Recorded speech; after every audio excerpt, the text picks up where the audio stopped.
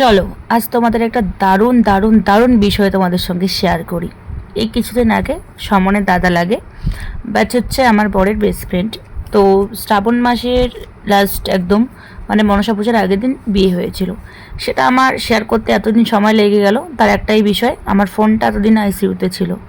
মানে ফোনটা এখান থেকে ওখান, ওখান থেকে ওখান, লাস্ট মোমেন্টে আমার ফোনটা কলকাতা থেকে ঠিক হয়ে এইমাত্র আমার হাতে এলো। আর এখন আমি বসেছি ভিডিও এডিট করতে।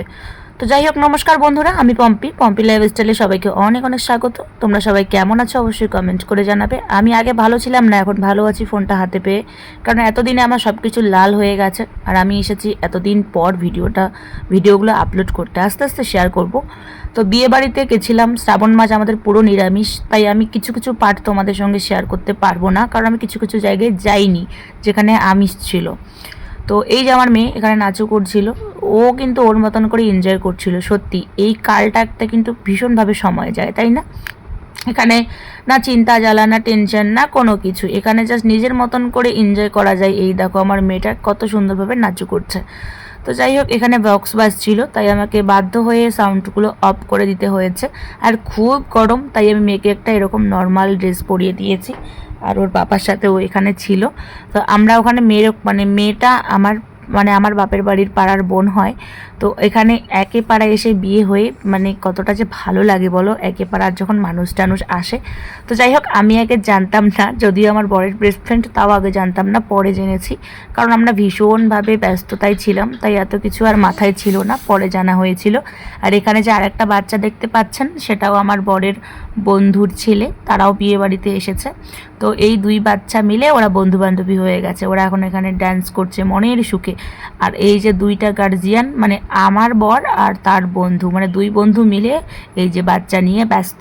আর আমরা দুই বান্ধবী, আমার বরের বন্ধুর বউ আর আমি, দুজনেই আমরা মেয়ের ওখানে, মেয়েকে সাজানো হচ্ছিল ওখানে গিয়ে। তো যাই হোক, এখানে ওর পাপা গেছে আর ওর বন্ধু ভিডিও করে দিয়েছে। ব্যাপারটা দেখো না, বন্ধু বন্ধু কী মিল। কেউ থাকুক আর না থাকুক, দুই বন্ধু দুই মেয়েকে নিয়ে এখানে একদম হাজির।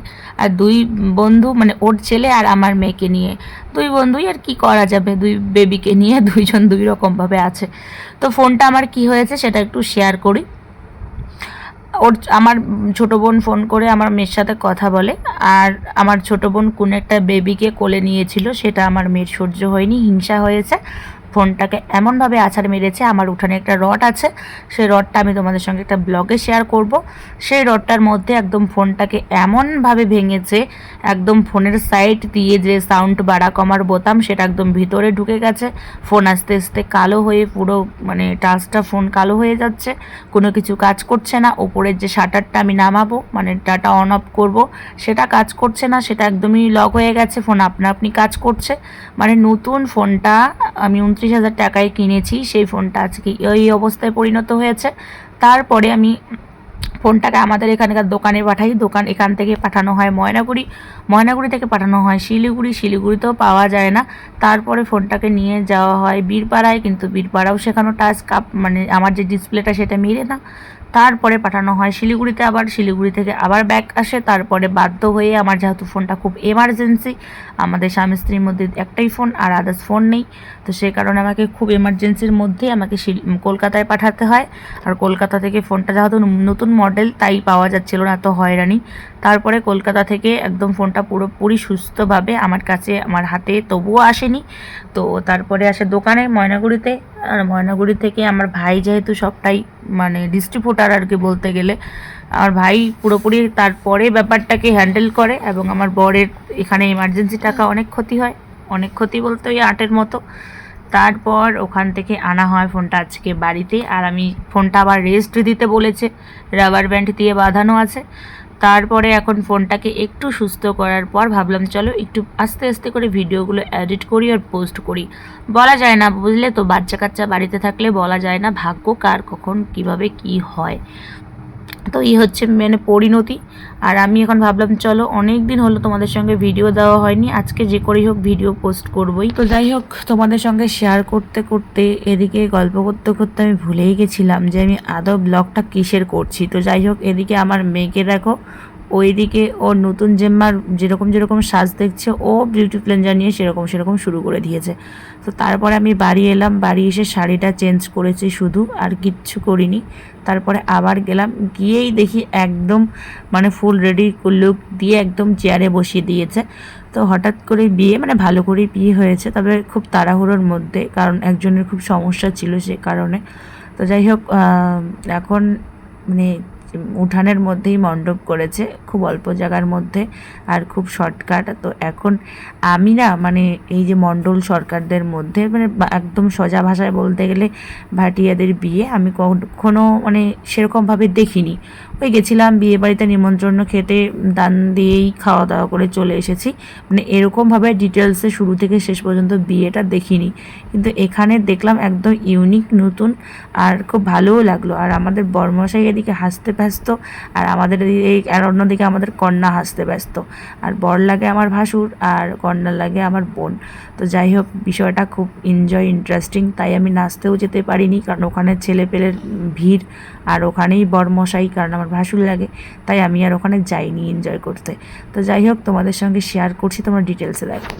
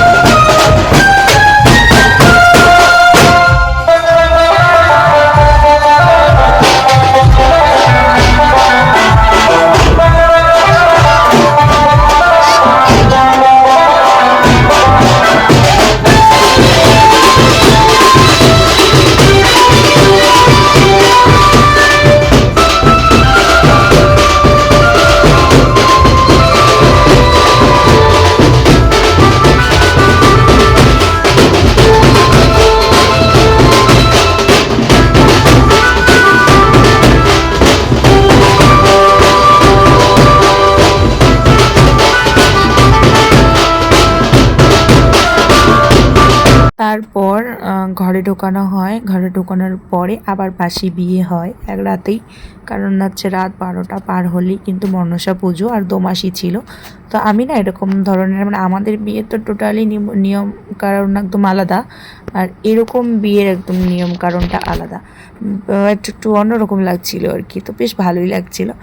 আর আমরা তো মানে অনেক রাত বলতে গেলে 2টা-3টার দিকে বাড়ি এসেছিলাম। আমাদের এখান থেকে পাশেই, বেশি দূরে নয়। তো যাই হোক, যে মানে মেয়ের বাড়ি থেকে যে লোকজন এসেছে সব আমাদের পাড়ায়, মানে আমার পাড়ায় দিদি বৌদি সবাই এসেছে। তো ওদের সঙ্গে সবাইকে না শেয়ার করতে পারিনি ওই মুহূর্তটা। তো চলো এখন সিঁদুরদানটা দেখো।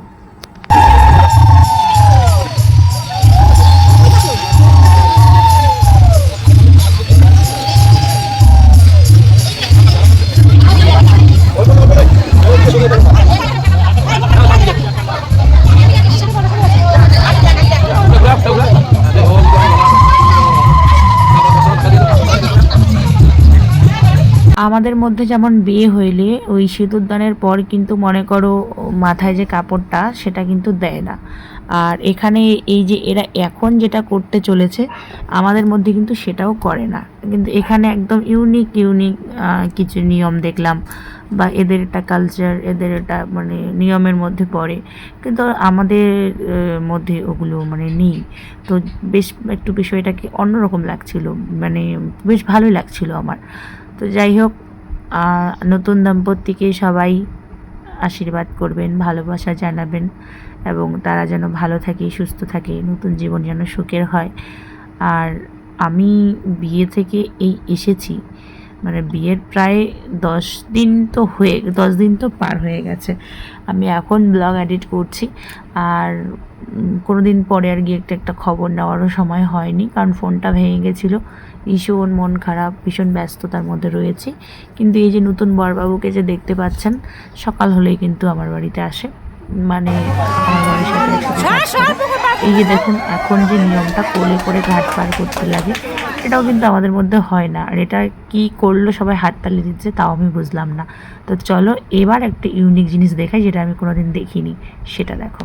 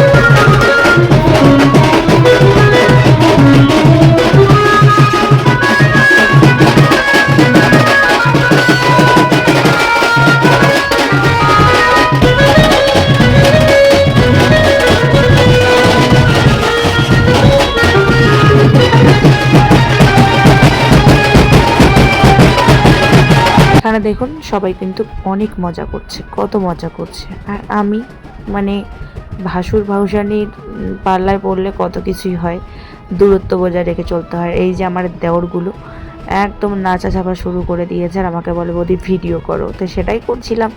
তো যাই হোক, সেটা করে একটা স্মৃতি হিসেবে রাখলাম। আর এখন তো মানে আমার শ্বশুরবাড়ির পাড়ায় মানে একদম পুরো ফাটাফাটি, মানে একদম কি বলবো, অ্যানাউন্সমেন্ট যে আমি এই টাকা পাই 15-20 হাজার, এত শত, মানে কি আর বলবো, 10-এর উপরে নাকি আমি ইনকাম করি।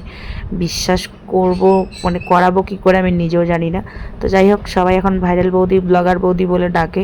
আর ব্লগার বৌমা মানে ভিডিও বৌমা, যে যেরকম বলে ভাবে এখন আমাকে কথা বলে। তো যাই হোক, একদম ফাইটা ঢোল পিটানো হয়ে গেছে যে আমি অনেক টাকা ইনকাম করি। তো আর কিছু করার নেই। তো তাই এখন সবাই বলে কি আমাকে ক্যাপচার করো, তাই সবাইকে এখন একটু ভিডিওর মধ্যে টানাটোনা করে নিচ্ছিলাম।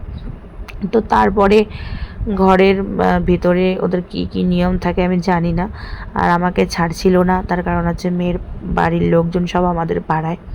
তো ওদেরকে বিদায় দিয়ে তারপরে আমরা বাড়ির পথে ঘাটা ধরেছিলাম, রওনা দিয়েছিলাম। তো যাই হোক, ঘুমের ঘোরে আমি এখন ভয়েস দিচ্ছি। তো আজকের ভিডিওটা এখানেই শেষ করছি। কেমন লাগলো অবশ্যই কিন্তু কমেন্ট করে জানাবেন।